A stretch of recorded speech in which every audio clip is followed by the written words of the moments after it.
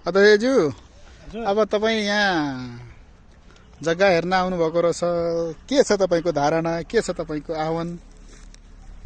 सर्वप्रथम त यहाँहरूमा सम्पूर्णमा सेवा नमस्कार।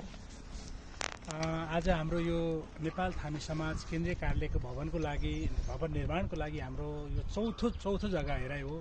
हामीले चाहिँ थानकोटको चाहिँ थानकोटमा नि गएर हेऱ्यौँ, माता तीर्थतिर पनि गएर हेऱ्यौँ, ललितपुरको चाहिँ माथि चाहिँ गोदावरीतिर नि गएर हेऱ्यौँ, त्यस पछाडि काठमाडौँको गोकर्णेश्वरतिर नि गएर हेऱ्यौँ। र आज चाहिँ हामी भक्तपुर जिल्लाको यो शिव मन्दिरको ठ्याक्कै मुनिपट्टि चाहिँ एउटा चाहिँ यहाँ त नौवाना जग्गा रहेछ। यहाँ उहाँ अङ्कलले ल्याएर देखाउनु भयो, नौवाना जग्गा रहेछ। आज हामीले चाहिँ एउटा चाहिँ म यसो जातीय संस्थाको अध्यक्ष हुँदै गर्दा धेरैवटा जातीय संस्थाको चाहिँ आफ्नै भवन छ, आफ्नै चाहिँ एउटा चाहिँ सबै कुरो छ।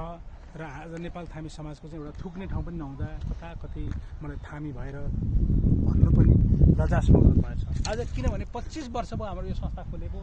आज 25 वर्षसम्म एउटा थामी समुदायको भवन त परे जाओस्, कार्यालय त परे जाओस्, एक टुक्रा थुक्ने जमिन त परे जाओस्, आज संस्था पनि एकदम अप्ठ्यारो परिस्थितिमा छ।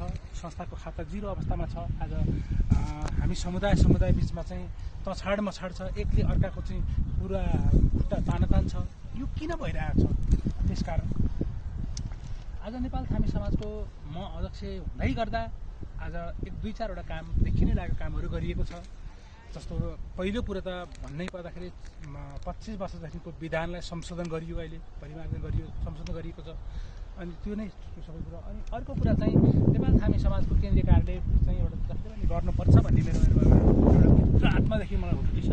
र यहाँहरू सम्पूर्णलाई मेरो सेवा नमस्कार। फेरि पनि देश विदेशमा रहनुहुने सम्पूर्ण थामी समुदाय अथवा अन्य थामी गैर थामी लगायतका सम्पूर्णलाई मेरो चाहिँ यहाँलाई अनुरोध छ, हातमा हात मिलाउनुहोस्, साथमा साथ मिलाउनुहोस्।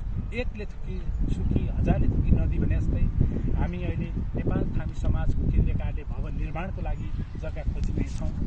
यहाँहरूले पनि कतै यहाँहरूको चाहिँ तपाईँहरूको चाहिँ आफ्नो चाहिँ वरपर छरछिमेकमा इष्टमित्रको कसैको त्यस्तो छ भने हामी अलिकति अब छैन, आर्थिक अवस्था हामी कमजोर छौँ, अलि सस्तो मस्तो जग्गा कतै छ भने यहाँहरूले पनि खबर गर्नु होला। हामी खोजिरहेछौँ। आज हामी त्यही खोज्ने क्रममा हामी शिव मन्दिर यहाँ माथि हुनुहुन्छ, उहाँको ठ्याक्कै यहाँ मुनि चाहिँ नौवाना जग्गा छ।